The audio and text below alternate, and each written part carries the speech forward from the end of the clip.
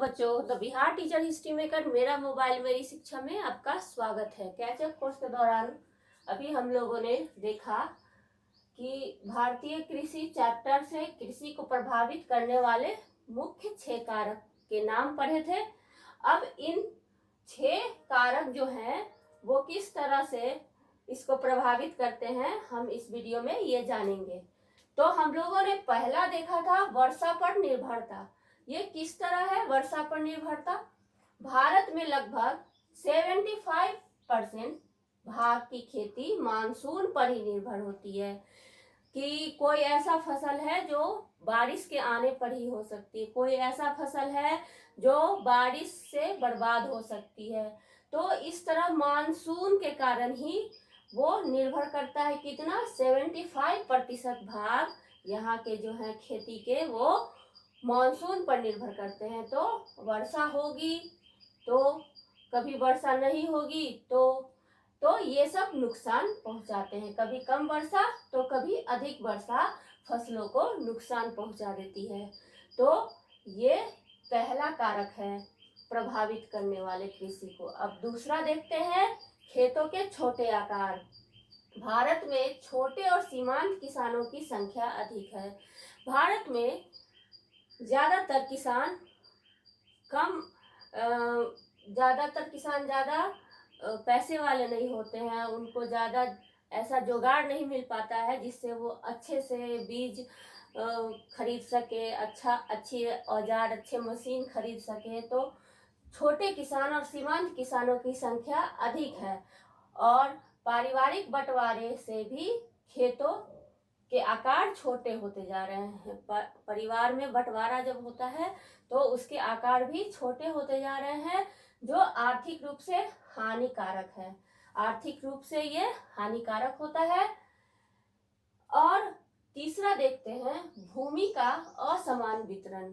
भूमि का असमान वितरण, कहीं किसानों के पास बड़ी संख्या में जोत वाली भूमि है तो कहीं जोतहीन भूमि है। कहीं क्या है कि किसानों के पास बहुत बड़ी संख्या में ऐसी भूमि है, बहुत ज्यादा ऐसी भूमि है जिसपे जुताई की जा सकती है, खेती की जा सकती है। और कहीं जोतहीन भूमि है, कहीं पर ऐसा भी है कि बहुत कम भाग में उसके पास भूमि है जिस पर जोत किया जा सकता है। तो अंग्रेजों के समय में भू राजस्व के लिए लागू जमींदारी प्रथा से भी किसान प्रभावित हैं।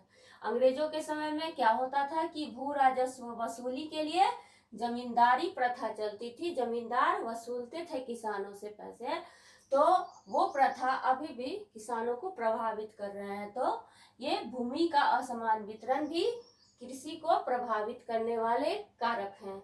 अगला है कृषि ऋण। कृषि ऋण में क्या है, छोटे किसान बीज, खाद, उपकरण, श्रमिक इत्यादि के लिए महाजन से या किसी संस्था से ऋण लेते हैं, पैसे लेते हैं ताकि वो अच्छे बीज, खाद, उपकरण या श्रमिक को खरीद सके।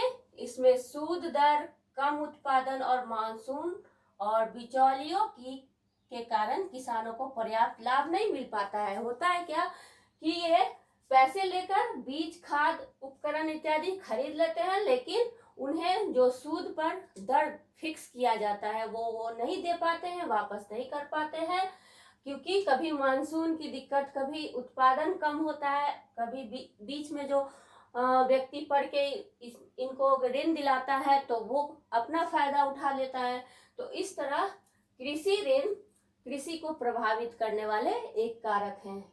अगला है पांचवा, कृषि विपणन। कृषि विपणन क्या है? अच्छी बाजार के अभाव में किसान अपने उत्पादों को व्यापारियों को कम मूल्य में बेचने पर बाध्य होते हैं। क्या होता है, कभी कभी अच्छे बाजार नहीं मिल पाते हैं, बीच में कुछ दलाल भी फायदा उठा लेते हैं।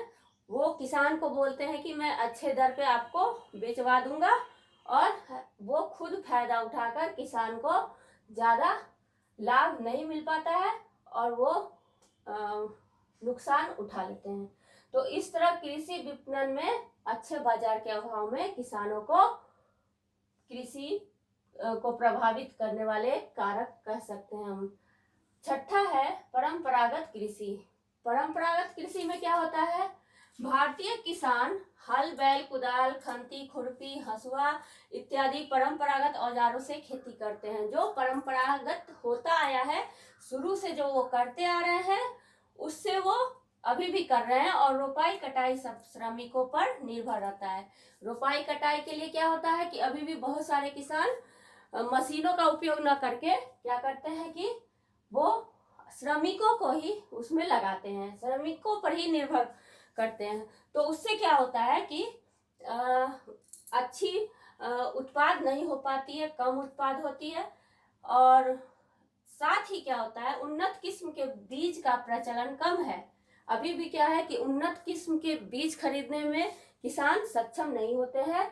बीज का प्रचलन वही है पुराना वाला। तो यह भी कृषि को प्रभावित करता है, यह भी कृषि को प्रभावित करता है। तो बच्चों, आज हम लोगों ने जाना कृषि को प्रभावित करने वाले 6 कारक। तो चलिए अगले वीडियो में हम लोग बिहार के बारे में कुछ जानते हैं। ठीक है, तो चलिए हम लोग अगले वीडियो में फिर मिलते हैं।